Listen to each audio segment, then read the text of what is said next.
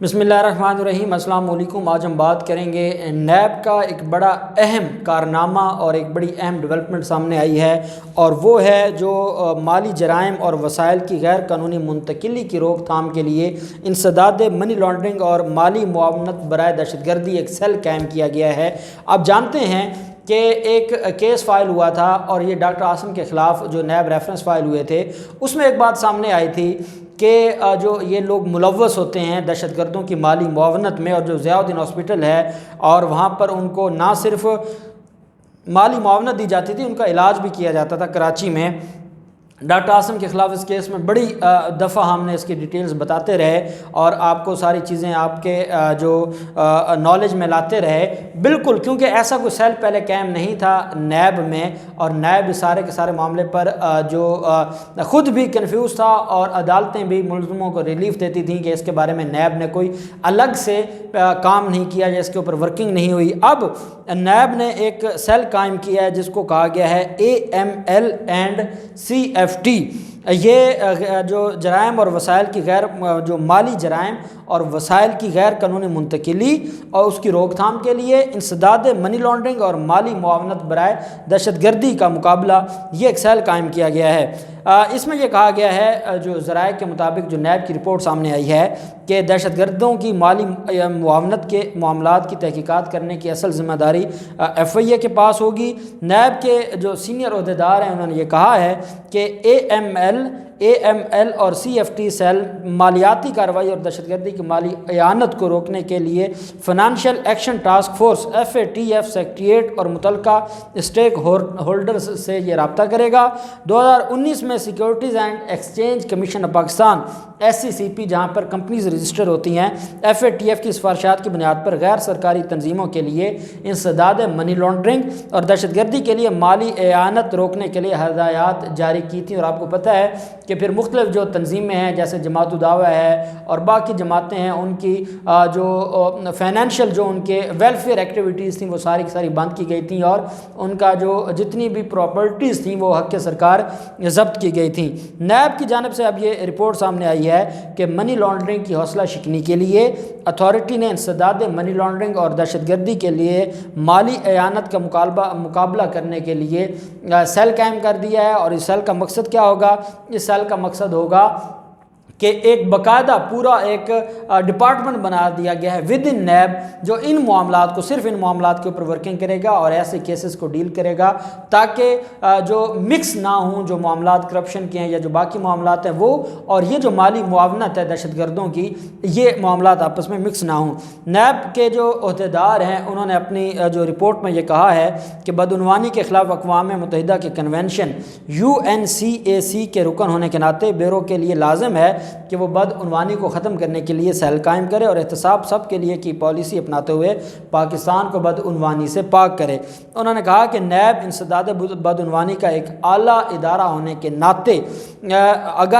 आगाही रोकथाम और नफाज पर मुश्तमिल हिकमत अमली के तहत काम कर रहा है। साथ नैब के सीनियर अहदेदार ने कहा कि माशरे से इस बुराई के ख़ात्मे के लिए तमाम फ़रीक़ैन के साथ मुस्तकिल तौर पर मुशावरत की है और कसीरुल जहती हिकमत अमली के ज़रिए करप्शन की कौमी लानत का ख़ात्मा करने का अज़म हम जारी रखे हुए हैं। साथ उन्होंने कहा कि यह नैब की कारकर्दगी पर लोगों के एतमाद का सबूत है। साथ उन्होंने ये भी कहा कि अपनी मुतासर कुन कारकर्दगी की वजह से चीन ने पाकिस्तान में जारी पाक चीन इक़्तिसादी राहदारी जो CPEC है उसके मनसूबों की निगरानी के लिए नैब के साथ एक मुआहदे पर दस्तखत किए हैं, और चीन ने नैब की जो कारकर्दगी है, और ये वज़ीर-ए-आज़म इमरान खान के आने के बाद जो नैब की कारकर्दगी है उसको सराहा है और एतमाद किया है, और ये कहा है कि CPEC के जितने भी मनसूबे होंगे उनको वाच डॉग के तौर पर जो देखने के लिए जो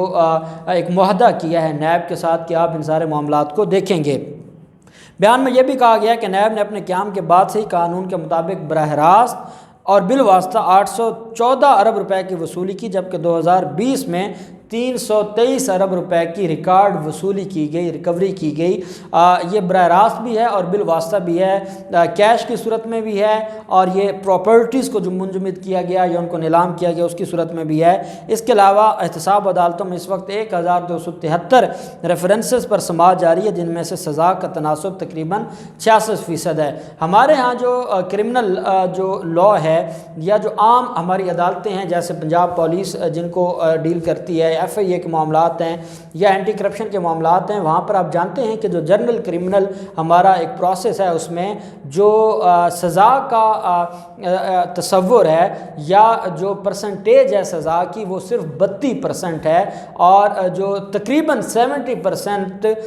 جو لوگ ہیں وہ بری ہو جاتے ہیں۔ یہ میں آپ کو کرمنل کیسز کی بتا رہا ہوں، لیکن نیب کا یہ ضرور ہے کہ یہ میں آپ کو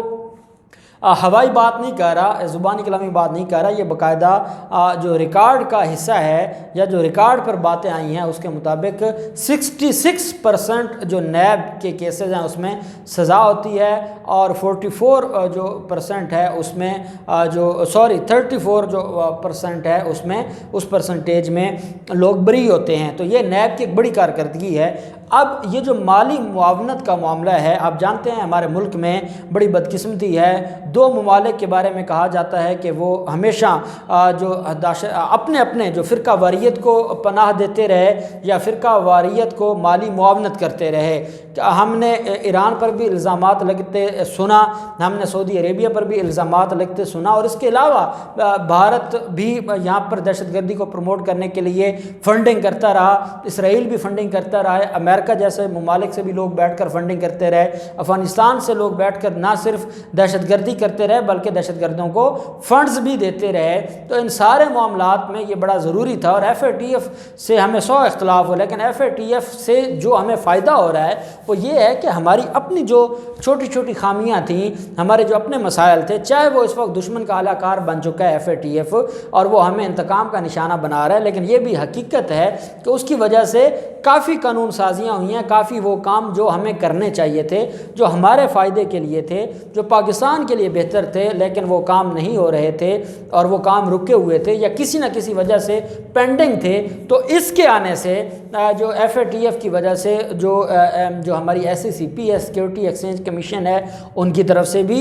ایف آئی اے کی طرف سے بھی، نیب کی طرف سے بھی، حکومت پاکستان کی طرف سے بھی، صوبائی حکومتوں کی بھی طرف سے ایسی قانون سازیاں کی گئی ہیں، ایسے کام کیے گئے ہیں، ایسے قوانین بنائے گئے ہیں کہ جس کی وجہ سے پاکستان کو خود بڑا فائدہ ہے۔ اور یہ اگر منی لانڈرنگ کے کیسز ہیں یا جو مختلف طرح کے جو